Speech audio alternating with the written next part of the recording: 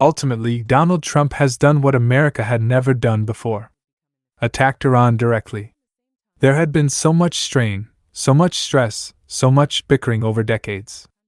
But a direct attack of this sort had never happened before, and this of course brings the scenario of a Middle East war much closer.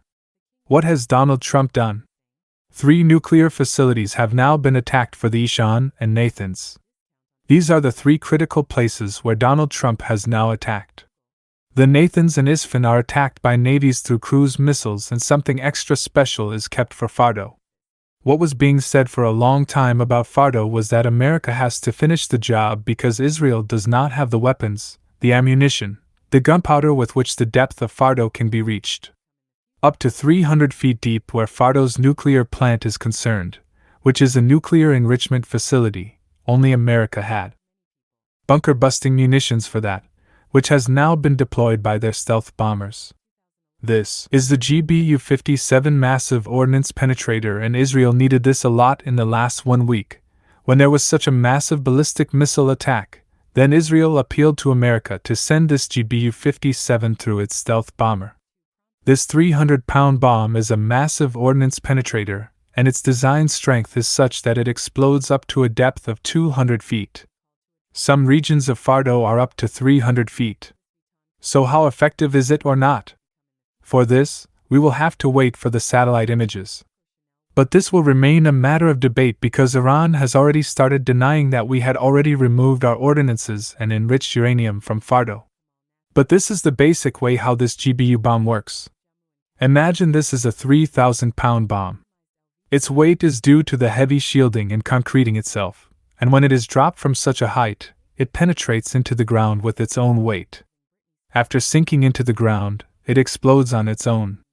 Now, while announcing all these things, Donald Trump said one important thing about which there is a lot of discussion, that he said that all this has been done for peace. So whether the plant busted or not, whether the bomb exploded or not, but somewhere Donald Trump has destroyed his legacy of being a peacemaker and a deal maker. But this is what Donald Trump said after coming out with the public acknowledgement that yes, we have done this and we have struck on Iran. Time ago, the U.S. military carried out massive precision strikes on the 3 key nuclear facilities in the Iranian regime: Fordo, Natanz, and Esfahan. Everybody heard those names for years as they built this horribly destructive enterprise. Our objective was the destruction of Iran's nuclear enrichment capacity and a stop to the nuclear threat posed by the world's #1 state sponsor of terror. Tonight, I can report to the world that the strikes were a spectacular military success. Iran's key nuclear enrichment facilities have been completely and totally obliterated. Now, how successful it was or not will obviously be known only after the satellite images are received and the experts will analyze it. But Iran has already started denying whether its inner uranium, which already existed, has been damaged or not. A very important thing in this is that IAEA, International Atomic Energy Agency, has also just tweeted that for the attacks that have taken place on the 3 nuclear sites included, they have not yet reported any off-site radiation levels. That's good news. At least if any nuclear material was hit, it is still buried inside the ground or it was missed. So, there will definitely be some debate on what is happening and how effective the impact was here. But another nuclear impact of this is that somewhere or the other, Donald Trump's reputation, which he had built for so many years, is that he has been anti-war and that we should not get involved in unnecessary wars, and he also kept targeting Obama, saying that Obama will definitely start a war because he does not know how to deal. That is why his old tweets are being removed. The diggers are going away. Remember, I predicted a long time ago that President Obama would attack Iran because of his inability to negotiate. Our president will start a war with Iran because he has absolutely no ability to negotiate. He's weak and he's ineffective.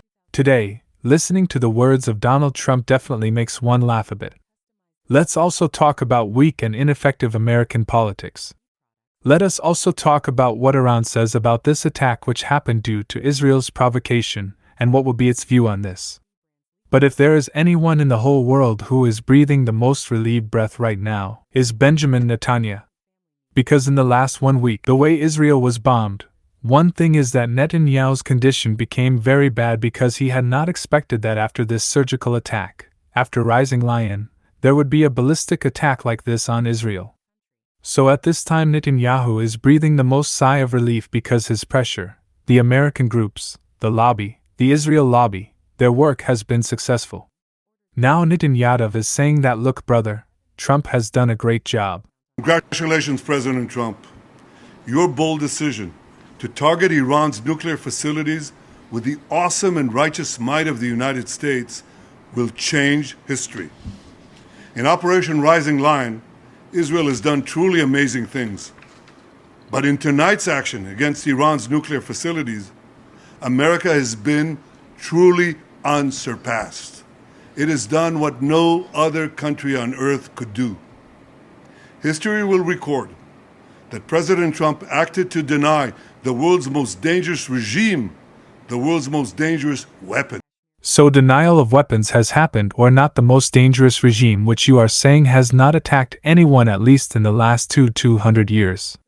You attacked 5 countries this year itself. But even if this is a dangerous regime, have you contained it? It has been controlled. This intervention by America, or what some people are saying, is that it has injected itself into this war. Whereas there was no need for this. Many people in America are also shocked. Let's come to that now. But the biggest question now is, what will be Iran's response? Over the past week we have seen clearly that Iran's response to Operation Rising Lion was unpredictable. It was unexpected for Israel, and Israel was not able to end this entire war on its own. That is why an appeal was made to Donald Trump. Donald Trump has been pressurized by his constant avoidance and nagging.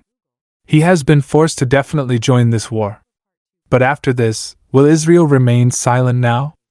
Will Iran remain silent now? The first thing that people are saying is what is going to happen is that the extra hardliners in Israel are saying that the US bases in Qatar, UAE, Saudi Arabia, Bahrain are within the range of their missiles. So will Iran now expand this war by attacking the US? Donald Trump has already said that if you do this, then the resulting action that we will take will be even more deadly than what we have done today. So this is the biggest thing that remains to be seen, whether Iran will expand this war or not. But one thing we can say with some certainty is that Iran will definitely use wherever it has geographical ability. This is the Strait of Hormuz. 20 to 25% of the world's oil and gas passes through this strait, and at its narrowest point it is only 35 kilometers wide. So it is not a big deal for Iran to impose a blockade here. So you can see that oil and gas prices can definitely spike in the coming week. So this is a geographical ability that he will definitely use. Iran still has some ballistics left, and even the Western powers do not know how many are left. Even with so much Mossad embedment of Israel, Israel could not understand how much weaponry Iran has. Iran can carry out much more attacks with the weapons like Kerem Shah. 2,000 kilometers there is range. 10,800 kg is the payload. So their ballistic missiles have not been finished yet. So that is one thing that has happened. Secondly, we all know how Iran has given shelter to Houthis, Hezbollah and Hamas. How are those made? So it remains to be seen how these proxy groups will respond now.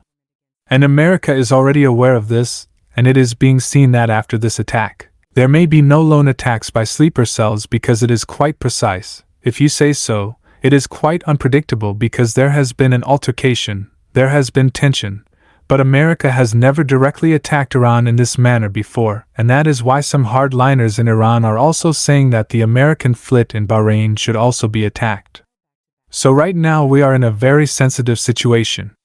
People say no, this will not happen. There will not be a wider war.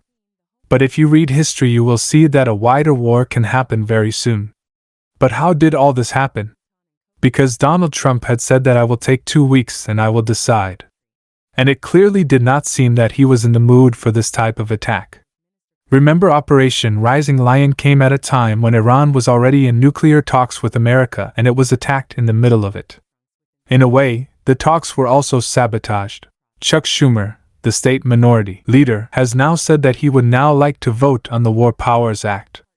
There is talk of bringing a legislation in America on how to stop an American president from unilaterally pushing America into a war without gaining confidence or talking to anyone. Chuck Schumer says no president should be allowed to unilaterally march the nation into something as consequential as war with erratic threats and no plan. Does America have a plan here?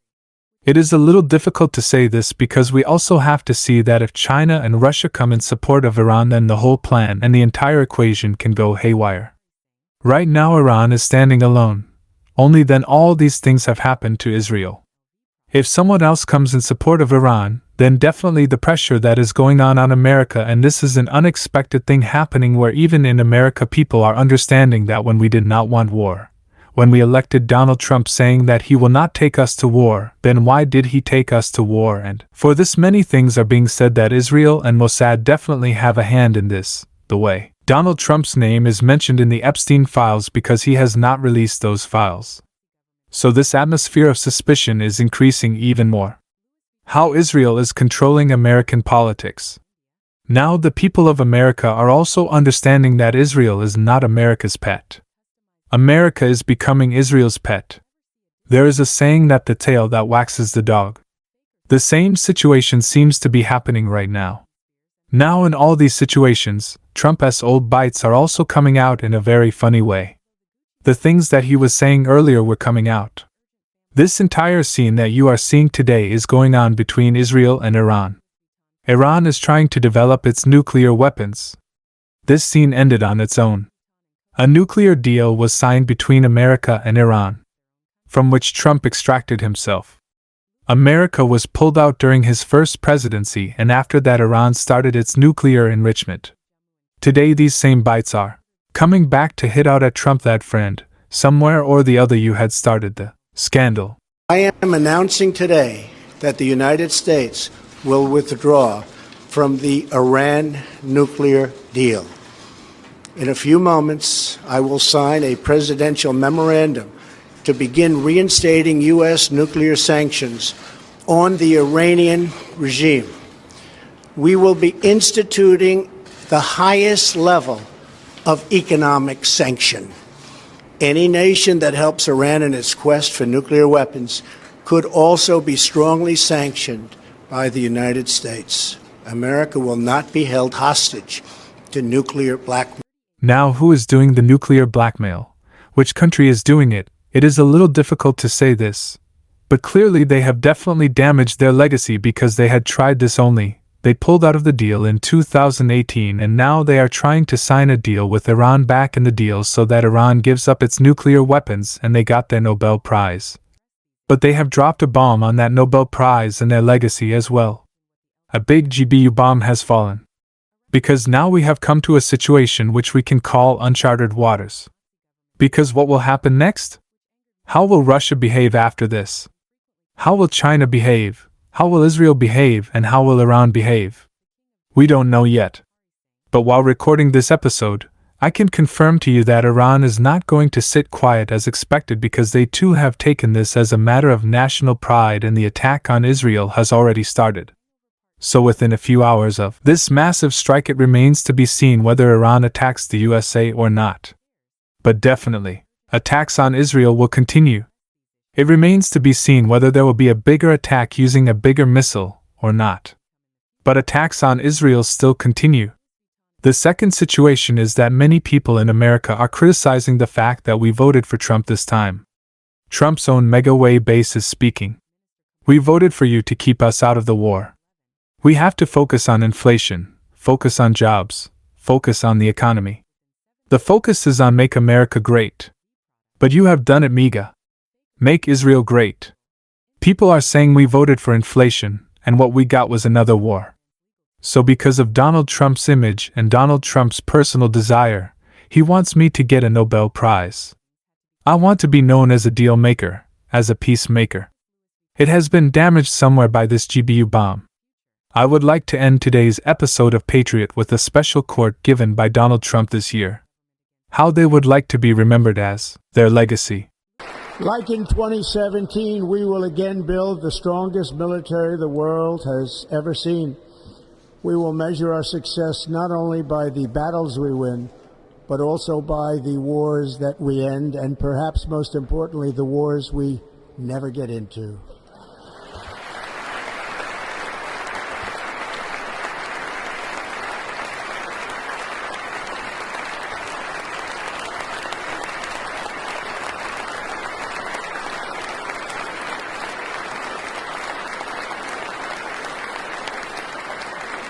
My proudest legacy will be that of a peacemaker and unifier. That's what I want to be, a peacemaker and a unifier.